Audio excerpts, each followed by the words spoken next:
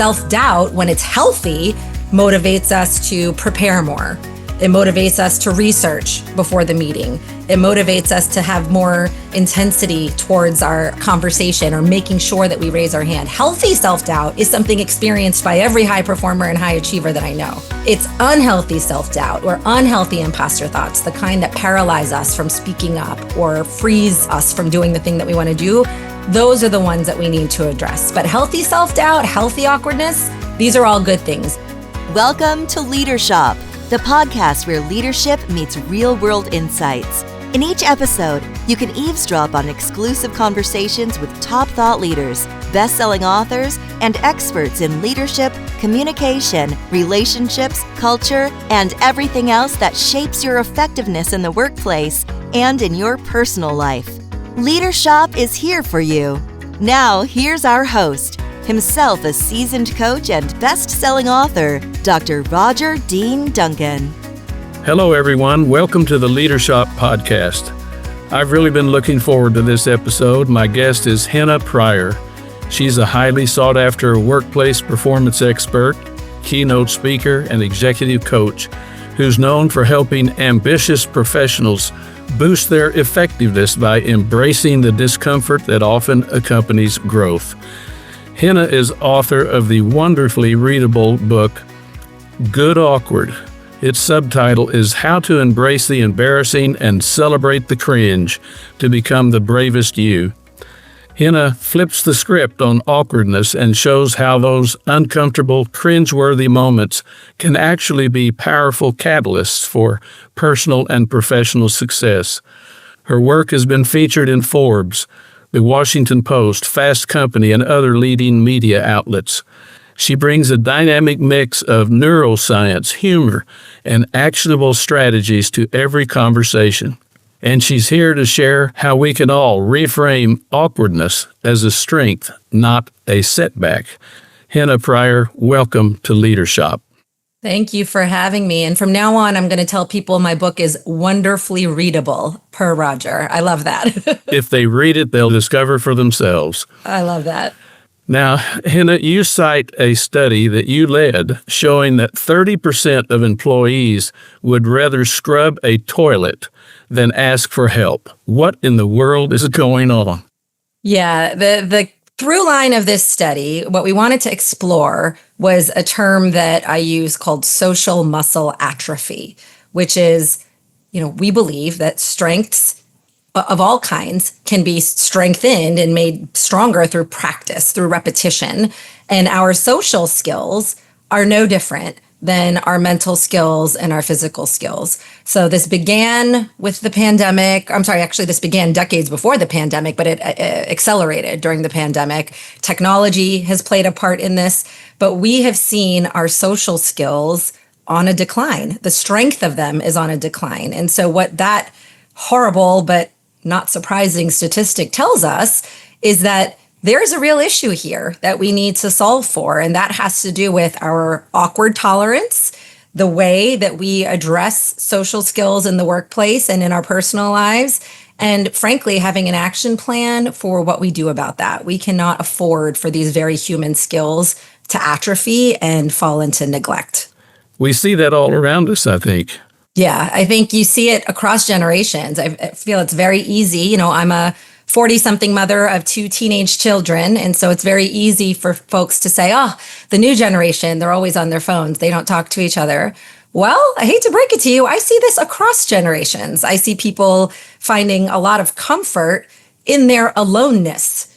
People are not necessarily all lonely.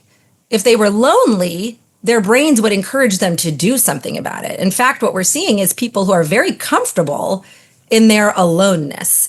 And what it's creating is this lack of practice, this lack of meaningful interaction with people in social settings, which make difficult conversations, negotiations, or even the unplanned awkward moment that much more unbearable to tolerate. And it's becoming a real issue. Absolutely. Now, your research also uncovers what you call false self-sufficiency, where I think you said 43% of executives feel they must handle everything alone. What's the cause of that, and what's the impact of it?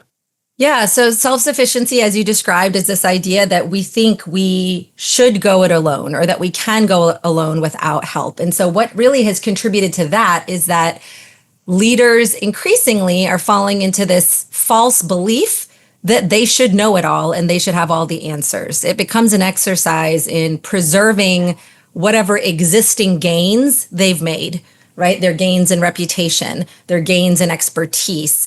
And so rather than asking for help, rather than collaborating, they've taken on this idea of I should do it for myself. Add to that the decline in social repetition, right? We don't get these social interactions at the degree we used to. Sometimes it's due to being in hybrid workplaces. Sometimes it's just even when we're in an office, I'm finding more and more people telling me, hey, even when I'm in the office, I'm messaging my colleague down the hall. Yeah, They're right. not getting up, right, and having the conversation. And so all of this kind of combined into one big stew means leaders are increasingly thinking to themselves, I need to go it alone. I should have the answers versus let me reach out, let me ask for help. Well, that focus makes it impossible to develop future leaders then, if they're trying to do it all themselves.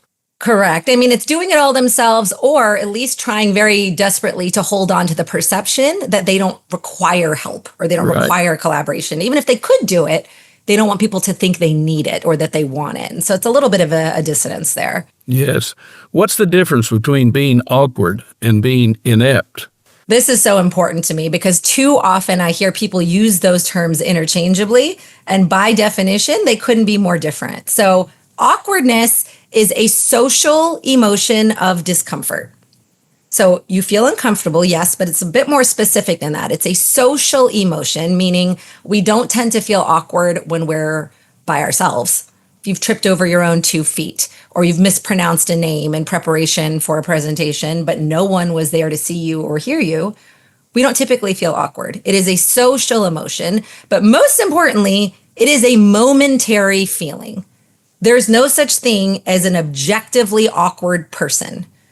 That is the incorrect use of the term. It is a momentary, temporary feeling versus ineptitude, by definition, that actually implies a deep lack of competence or skill. So one of these things is a temporary feeling. I feel awkward right now. The other is a functional failure. It's a lack of competence or skill in another area. Those two things are not the same. And in fact, I would argue don't have that much to do with one another. They have a little bit of a slice on the Venn diagram, but not as much as we like to give it. Well, as you say that, I'm thinking about some of the people I've worked with who are enormously competent and extremely well regarded, and they're sometimes awkward. And their awkwardness, at least in my view, is almost endearing. It's part of who they are, and it's okay. Right. It's not a deficiency. So I can't remember which example I actually ultimately went with in the book, but I was thinking of examples of people who I wouldn't want to be inept. For example, an anesthesiologist. I don't want an inept anesthesiologist. I don't want an inept tax accountant. But if they're awkward, that's just fine with me. That makes no difference to me. And so, this is just something, again, it behooves us to untangle that these two are very different characterizations of a person, whether we're talking about someone else or ourselves. Right. Now, you say awkwardness is an invitation to vulnerability. Can you elaborate on that? And what's the big deal about vulnerability these days? Yes. So I do not need to be the queen of vulnerability because that spot has been taken by our lovely Brene Brown. She does a beautiful job explaining vulnerability. So when I say it's an invitation, here's what I mean by that. I think of awkwardness as a stepping stone to vulnerability. They do share 3 traits, but there's one key difference. So the 3 traits that they share is that they typically, these emotions or these qualities exist in uncertainty.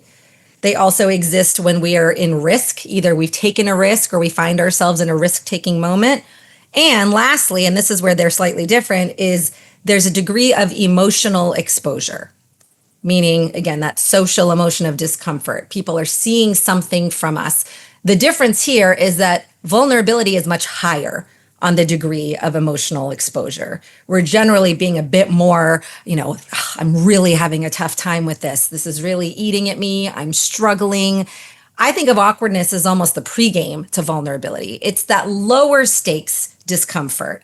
Oh, I don't know the answer to that. Or yikes, I made a little mistake there. It's that lower stakes discomfort that teaches us how to tolerate that exposure before we can lean into true vulnerability. What I hate to see is leaders who step into what I call faux vulnerability, meaning they heard a podcast with Brene Brown or they heard someone say, hey, this is important. And so then they throw on this air of, oh, team, I know these layoffs are really challenging. I'm having as hard a time as anyone, while this leader collects their full bonus. They go to bed with no, Right. that doesn't feel good to anyone. And so let's learn to tolerate the lower stakes discomfort before we jump into vulnerability if we're not there yet. Makes a world of sense. Now, earlier in your career, you were a headhunter, an executive recruiter. You helped candidates find their dream jobs with their dream companies. As those folks describe their career experiences, what recurring themes did you notice? At every transition point or inflection point of one's career, any confidence they had gained in their previous life seemed to all fall apart to give way to those feelings of awkwardness again. Because anything that they thought they had mastered, thought they had done, essentially a career transition, a new job, a new role, a new department, it kind of put people back into that, metaphorical walking toddler again. They're like, uh-oh. Right. I'm not quite as steady on my feet right now. I don't have all the answers all of a sudden. So at every inflection point and transition point, that feeling tends to come back. And what always kind of caught me by surprise is how much it caught them by surprise. How even the highest performers are like, God, why do I feel like that? This pit in my stomach must mean I shouldn't take the job. This pit in my stomach must mean that I'm making a bad decision. When in fact, it's that very social pit in our stomach, that emotion, that actually is usually a signal that says, hey, we're doing something. We're stepping into the unknown. We're stepping into that uncertainty, emotional exposure. We're taking a risk, but it's not a feeling we need to get rid of. And so that discovery was a really important one for a lot of people who are trying to move to that next transition or inflection point in their career. Well, your work as a headhunter was actually your research. 14 years of it, and I didn't even know it at the time. Right. 100% it was. You were clearly paying attention. Yeah, it was something I didn't recognize with those words when it was happening, but in retrospect, that was my whole 14-year career, is helping people get out of their own, I call them mindset monkey wrenches, these mental hurdles. They would stop themselves before they would start, and that was a huge part of the job. Now, you talk about the cost of avoiding awkwardness, and you say that sometimes in our quest to be seen as credible and professional and sophisticated, we forget the value of our humanity. Expand on that a little bit, if you would. Today, more than ever, humans are fatigued of the overly polished, blurred, perfected versions of other people, especially now in the age of AI. I mean, this began, how many decades ago when Instagram told me I had a tiny nose and zero pores and, all these things where we were blurring ourselves to oblivion. Today, it's becoming the case in everyone's writing is sounding the same because they're using ChatGPT for everything. Everybody has zero spelling errors whatsoever, ever. The cost of this is that when we overly polish our image, it actually has an adverse effect. We lose the very thing that makes us relatable and trustworthy. So this began, a decade or two ago when social media started to have filters. Instagram would polish out every pore on my nose. It would say that my nose was half the size. We could create these versions of ourselves. Today, we're seeing it with people using AI for their writing. Everything is starting to look more and more cookie cutter. And there is a cost to all of that. When we overly polish our images, our writing to avoid awkwardness, to avoid imperfection, to avoid blunder, we actually lose the very thing that makes us relatable and trustworthy to others. We are no longer interested in these perfect versions of ourselves because all that does is kick up our own insecurity, kick up our own boredom, quite frankly. And so another metaphor I've always thought of for this is if you were to go to a store that made bread, and let's just say on the shelf they had Wonder Bread available, right? Wonder Bread's been around for decades. It's even, it's cookie cutter. You know exactly what you're going to get. It's good fish bait, by the way. Good fish bait, but it's, it's cheap bread. It's cheap uniform bread. And then next to it, you see the beautiful artisanal loaf. Now, here's what makes that loaf beautiful. It is burnt on one side. It is probably a little bit misshapen. There's cracks in it, and yet we are paying $2.99 for the Wonder Bread and $10.99 for that joke of artisanal bread. Right. It is worth all of our effort to allow ourselves to be bumpy bread. That other stuff is becoming a commodity, and it's becoming less and less interesting by the minute. Now, you touched on this, but let's go back a little bit. What effect did the COVID pandemic have on people's social skills and sensitivities? Yeah, a significant one. And so when we talk about awkwardness as an emotion, I think sometimes people see the title of my book and they say, oh, you wrote a book about introversion. You know, good awkward. We must be talking about introverts. So listeners, I am not an introvert. I am an extrovert. I'm a textbook extrovert. And something that we learned during the pandemic is that feeling the struggle of our social muscles declining is not unique to introverts. So what the pandemic did was it atrophied our social muscles by stripping away everyday interactions. By design, we had to. We weren't having them anymore. We weren't meeting people outside of a very small circle. We weren't seeing them. And what that does is when you don't lift those muscles or use those muscles, they start to weaken. They start to atrophy. So when we did start seeing people again, first conference, first meeting, first in-person experience at a restaurant, we were actually statistically less tolerant of awkwardness and more anxious in what used to feel like a routine moment. Now, this isn't just pandemic. We knew this was true because researchers had studied astronauts, polar explorers, prisoners. These are people who were more isolated by virtue of their job or their circumstance. And they studied the fact that these folks, when they would return to group settings, had an atrophy of their social muscles. And after COVID, even extroverts among us were like, oh yeah, I forgot how to people. Are we shaking hands? Are we talking? Are we getting close? I can't read your face. Are you angry at me? Are you happy with me? Right. We felt that feeling for the first time. And so that became a strong proof point of how these muscles can really be affected when they're underused. I'll just say, Henna, that the language patterns that you are using to describe all of this are very helpful, very illuminating. The words you're using, I'm looking forward to listening to this episode several times, frankly. Thank you. And I hope our listeners will listen to it more than once. Now, empathy, you say, is an awkwardness accelerator. Tell us what that means. This one always catches people by surprise. And honestly, it was one of my favorite findings in the research. I did not know about this until I read about it. So first things first, empathy is a good thing. In the moment in time that we live in, I live in the United States. I know, Roger, you do too. We could use more empathy. I am not saying empathy is a bad thing. Right. But there is a specific type of empathy that can actually cause problems for people who are trying to take more risks or be more bold or put themselves out there more.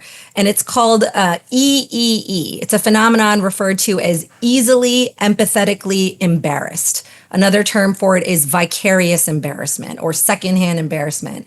And what this means is that some of us feel secondhand embarrassment, meaning we feel embarrassed when somebody else does something embarrassing. We can feel that so intensely that it can either build connection, meaning we move towards that person, but often it can paralyze us with judgment and fear.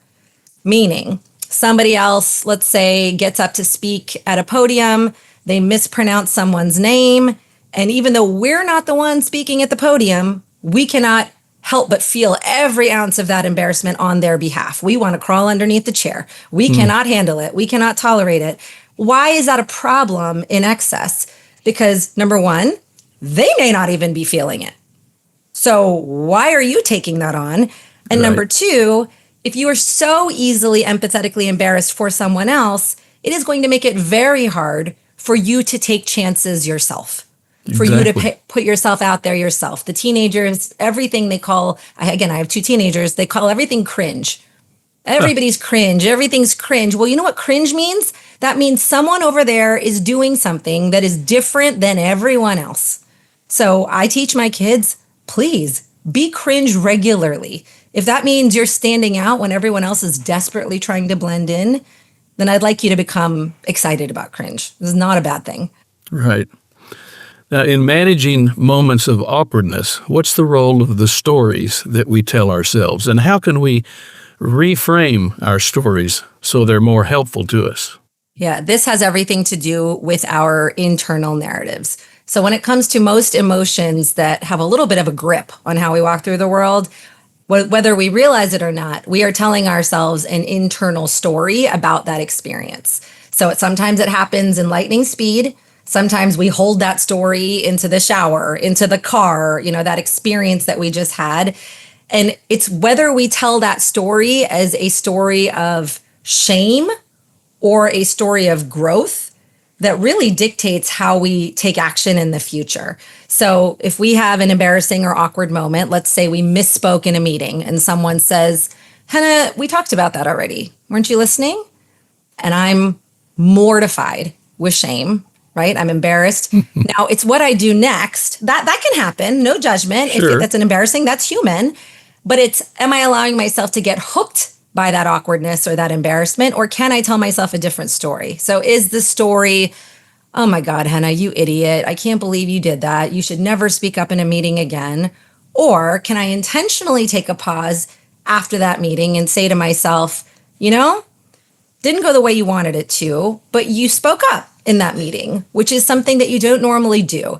And so this is something that can be referred to as a redemption story. And instead of telling yourself a contamination story, a story that contaminates your future choices, can you pause just for a moment to find the redemption story? That is going to be a key habit to build if you want to unlock some courage and find forward movement in the future versus getting stuck in a cycle of not doing. Sounds like it's about self-awareness of the stories we tell and the effect that they can have on us. The stories we tell, and just, if we're going to take it a tiny step further, is where do those stories come from? I grew up in a culture, I'm South Asian, I'm Pakistani. I grew up in a culture of what will people think? That was deeply ingrained to me in my conditioning. And so recognizing both my response in the moment and also where do those stories come from? Well, Roger, my stories came from the two people who love me the most. They came from my parents. And so I had to undo some of those old stories and intentionally choose new ones. Your change initiative has the budget. The strategy looks solid, and everyone's nodding along in the meetings. But for some reason, it's going nowhere. Dr. Roger Dean Duncan knows why. After 40 years in the trenches with top business leaders, he knows that change fails when organizations lack the right foundations: trust, accountability, and real communication. Dr. Duncan's free 10-minute assessment shows you exactly where your organization stands. Answer a few straightforward questions that reveal your true change readiness level. Don't waste months discovering the hard way. Get your free assessment today at leadershop.net/change. Again, that's leadershop.net/change. In what ways does performing to meet what we imagine to be other people's expectations affect our performance and psychological well-being? This is a phenomenon that is referred to by social scientists as catering. So when we cater to meet others' expectations, in other words, when we conform to imagined expectations, this is how this person wants me to act. This is how they want me to be. This is how they want me to show up. Then the more as a result, we shrink from our authentic selves. We're essentially wearing a mask of a version of ourselves that we think other people want to see.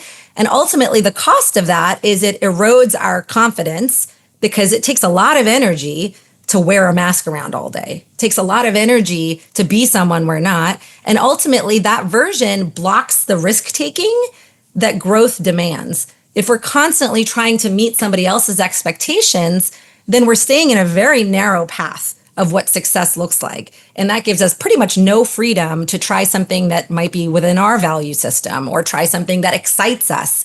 So it's just a dangerous territory to stay in for too long. First impressions matter. I'm not saying your authentic self might wear a hoodie. I'm not saying wear a hoodie to your job interview. First impressions matter, but there is a long-term effect to wearing that performative mask. It's exhausting, it erodes our confidence, and it actually prevents us from taking risks long-term. Wearing that mask sounds very exhausting, actually. Yes, it is. And, I think all of us can relate to a degree to that feeling. If you've ever started a new job or been in a new room, generally at the beginning of those experiences, we tend to have a bit of a mask on. We don't know if our full self is safe there. And again, we're not saying that that's bad to do for a minimal amount of time at the beginning. You do need to make a good first impression. You do need to feel for psychological safety. But there are some people who feel like that mask has to always be on. Right. That is exhausting. That is no way to live. Yeah. Imposter syndrome is a popular subject these days, not because it's a new phenomenon, but because it's a handy term for describing a human feeling that's been around for ages. When someone is genuinely trying to get comfortable with life's inevitable moments of awkwardness, what effect might occasional feelings of imposter syndrome have on them? Sure. First things first, I hate the term imposter syndrome. Yeah. I do not like things that are referred to as a syndrome. That makes it sound like a disease with which we are afflicted and that we have to somehow solve for this disease. And, as a woman and a woman of color, I have to say that term is often unfairly pathologized for women. It was actually originally invented for women. It was only a few decades ago that they started using that term for men. And so I like to think of it as imposter thoughts. They are fleeting thoughts that come and go, similar to how awkwardness is a temporary feeling that comes and goes. But imposter thoughts essentially magnify awkwardness into this feeling of perceived incompetence, right? When we are having imposter thoughts, we are having self-doubt. We are having, I don't belong. I don't know what I'm doing. And so those moments of social discomfort, other people can see that I don't quite feel like I know what I'm doing. We in our minds can often twist that into this perceived incompetence, and it makes us misread growth moments as proof that we don't belong. We create this confirmation bias in our minds of, I'm having these thoughts. I must not belong in this room. I must not know what I'm doing. So one of the first things I speak on and coach people on is imposter thoughts typically are just healthy feelings of self-doubt. Self-doubt is not something to be eliminated, the same way awkwardness is not something to be eliminated. Self-doubt, when it's healthy, motivates us to prepare more. It motivates us to research before the meeting. It motivates us to have more, intensity towards our conversation or making sure that we raise our hand. Healthy self-doubt is something experienced by every high performer and high achiever that I know. It's unhealthy self-doubt or unhealthy imposter thoughts, the kind that paralyze us from speaking up or freeze us from doing the thing that we want to do. Those are the ones that we need to address. But healthy self-doubt, healthy awkwardness, these are all good things. If you're having the occasional imposter thought because you're doing something, excuse my language, worth a damn, then guess what? Keep them. Become friendly with them, but I'm not going to tell you to get rid of them because you shouldn't. And when you walk into a room and you have those feelings, it's perfectly possible that everybody else in the room has the same feeling about themselves. And if you ask, they will almost without a doubt tell you that they do. The most confident people you know Henna, you feel that way too. It's okay. This was one of the best findings in the research is that the most confident people you've ever met, they feel awkward as often as you do and sometimes as intensely as you do. What they have figured out, though, is their comeback rate. Yes. They don't let it linger. They don't get hooked by it. They come back very quickly, and they come back so quickly that often we look at that person and go, wow, they're so confident. Oh, they felt it, and they might have felt it in a sharp spike, but they just came back from it very quickly. That's our opportunity. You talk about the approval paradox. What exactly is that, and how is it helpful to be aware of it? Yeah, I love this truth, which is we all crave belonging and we want other people to like us, but we also generally admire people who seem unaffected by that craving. How is that we have that standard for ourselves and yet are in admiration of the people who are entirely unaffected by it? So trying too hard to fit in actually pushes people away. Trying too hard to be liked actually pushes people away. So these are these kind of two things that constantly live in tension. We're social creatures, us human beings. It's natural to want to be liked, but there's also this other part of us that admires those who don't. So there's something to be said about just relaxing a little bit into, yes, it's okay to want to be liked. Yes, it's okay to want to fit in. But by over indexing on that effort, you actually are having a reverse effect and are pushing people away. Interesting. Now, how can rehearsal and repetition help someone deal with a potentially awkward situation? Social muscles are like any muscle. So if you imagine yourself going to the gym and lifting weights and, getting a little bit stronger over time, our social muscle is the same way. Similarly, like we talked about earlier, if you don't go to the gym for 2 years and then you try to pick up a heavy weight, that is not going to feel very good. In fact, you'll probably injure yourself. So rehearsal and repetition are the sort of proverbial push-ups for social moments, especially in awkward situation. If you can practice for awkward moments, difficult conversations, what you're doing, even though you're never going to be able to practice for every situation, what you're doing is you're building that social and mental muscle memory. It helps you feel more prepared and less flustered when one of those real moments inevitably hits. So if somebody says something that makes you very uncomfortable, do you have a talk track that you can practice with a friend? Is there a way that you can diffuse humor? Ironically, the avoidance of awkwardness increases awkwardness. So one of the best things you can practice saying is, "Ooh, that was awkward." Pop the bubble. Yeah, exactly. Clear the tension. But practicing those phrases or practicing using humor is the way that you will feel empowered to actually use those tools in the moments when you need them. But if you don't have any practice saying them, then it's never going to come out of your mouth naturally. So that repetition and rehearsal is really important. Self-directed humor can be very helpful. Yes, honestly, it's my favorite tactic, but I know it's not for everyone, but it's my personal favorite.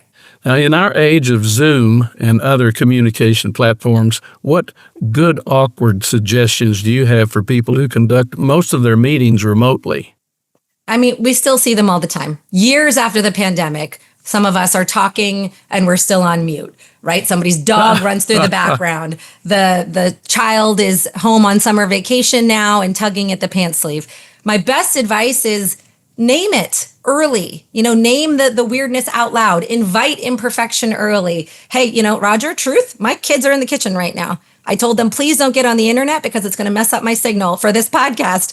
So if that happens, invite it in early. And what I'm also doing in return is I'm inviting you to humanize yourself. If your dog comes into the background and I happen to spot it, we've made it okay. Humanize the screen. Spend 2 to 5 minutes at the beginning of a Zoom meeting asking people to share cracked egg stories or have a bad idea brainstorm, essentially inviting these moments of humanity and imperfection. When you do that, you build connection faster, that natural humanity and connection faster, because you're dropping the script, you're bringing your guard down, and you're embracing that stumbly bit, the bumpy edges early on. And ironically, what research finds is that when you do that in the first few minutes, the rest of the meeting is more creative, it's more generative, it's more innovative, because from the jump, what we've done is we've allowed people to take that mask off. Yes. That mask we talked about earlier, essentially it's a permission slip to say, I just showed you my situation. Feel free to take off your mask here too. We're just going to keep it real. That invitation at the beginning is so powerful. Now, you just used a term that certainly got my attention. Bad idea brainstorm. Tell us what that is. How does it work? Yeah, I advise leaders to do this regularly, just for a couple meetings, a couple minutes or a couple meetings. Invite people to share deliberately, quote unquote, bad or unrealistic ideas. Now, leaders will immediately say to me, why would we do that? Why would we share bad ideas? Well, a couple reasons. Number one is this idea that you might think is unrealistic when we collect ideas from the group. Sometimes, and more often than not, there's an idea in there that's not as unrealistic as we thought. Right? There's a piece of gold in there where people are like, actually, we could do something like that, maybe. Yeah. And if you're only talking about realistic ideas, well, that's where the rest of your competition is playing too. So that's number one. Number two is, again, when you invite bad ideas, when you invite unrealistic ideas, it lowers the stakes, it builds that psychological safety, and it actually mentally rewires people to value contribution over perfection and polish.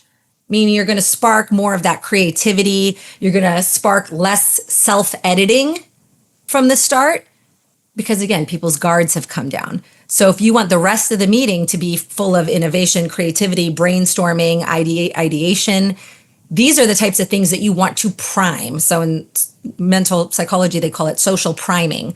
We're priming the group for how we want them to behave for the rest of the meeting. And so something like this really does a good job helping people remove that mask and that self-edit tendency that we all tend to have. Now, Henna, you recommend infusing good awkward into teams with an improv mentality. Mm-hmm. Give us a couple of examples of what that looks like. Yeah, I love the tension of an improv mentality. So an improv mentality means a few things, but one of the core principles of improv is yes and, meaning when a moment occurs, when a situation is in front of us, we do not run away from it. We do not shut it down. The core rule is yes and, which is acceptance. And then what are we going to do next? So again, inevitably, we are going to have awkward moments at work. Some of them may be planned, meaning, oh, I raised my hand, I took a bold chance. Some of them are unplanned, where someone says something in a meeting and we're all kind of looking at each other like, oh dear, Yeah. okay, right? Yeah. But these moments are going to happen. They exist in uncertainty. Unless we have a crystal ball, they're not going anywhere. So when teams can adopt this yes and mindset, what that essentially means is they're learning to take every situation as it comes. We're not going to get rid of the awkward situation. It happened. It may have landed with a thud, but it happened. We are going to accept it. We're going to riff off of each other. We're going to say, okay, well, that happened. Now, what are we going to do next? Are we going to laugh about it? Are we going to name it? Are we going to address it? And also just looking at this idea that awkward missteps or an embarrassing moment, they are a launch pad for the next part of the conversation or for better collaboration. In an improv actor's world or an improv comedy actor's world, what they will do is, let's say, Roger, we're going to pretend we're at a Pakistani music festival, and you're thinking, Henna, I hate music festivals. But rather than saying that, a yes and might be, yes, and this is my first Pakistani music festival because I've never been to one and I don't know what to expect. I have to admit that I'm quite nervous. So rather than shutting down, we're trying to find a way to pick up the ball and roll with the punches. This is wonderful training for life's inevitable awkward moments, unexpected blunders, mistakes. This is the way that we learn to deal with them with more kind of finesse and not so much of that stress case of when it happens. I'm kind of imagining the improv mentality at an early meeting with Steve Jobs when he told somebody, what do you think about a phone where we could actually listen to music and maybe look at videos? Right. Now, in that time, that must have sounded really crazy.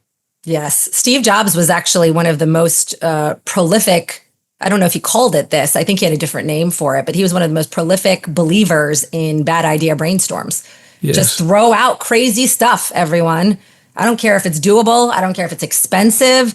Go. Google dedicates a percentage of their team's time for this, for bad ideas, for unrealistic ideas. Not just time. Google actually reserves part of their team's budget for crazy ideas and crazy projects. But if we don't intentionally, and this is a really key word, if we don't intentionally create space for these ideas, this mentality, this sounds insane or this went sideways, let's figure out how we're going to deal with it next, then it really creates the sort of mindset in a culture of we just need to stay on track. On track never helped anybody grow. On track never helped anybody come up with their next innovative idea. On track will keep business flowing to some extent, but I think you and I both know as well as anyone that the world is changing far too fast to stay on track. On track is a death wish. So if you want your people to be more innovative, we have to be willing to embrace and encourage that mentality. Well, I can see how everything you've talked about, if it were made part of an organization's culture, very deliberate, very intentional, great things will happen. There's no doubt.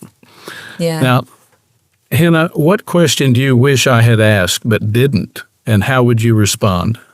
I would love if you asked me a little something about the role of AI and our tolerance for awkwardness and social emotion. And so, tell us what your thoughts are there. Yeah. Well, AI is on a lot of people's minds, and Yes. you've touched on it about no spelling errors, etc. sure. Yes. So I have a very strong take on this. So I have the good fortune of speaking on this next week at a conference, but I think that there's a very sharp AI human edge that all of us are going to walk on. So here's what I am just going to start with. AI is not going anywhere. It's not going anywhere, but we do have a tremendous opportunity to figure out responsible ways to use it in order to keep our humanity. So we mentioned that empathy can be an awkwardness accelerator.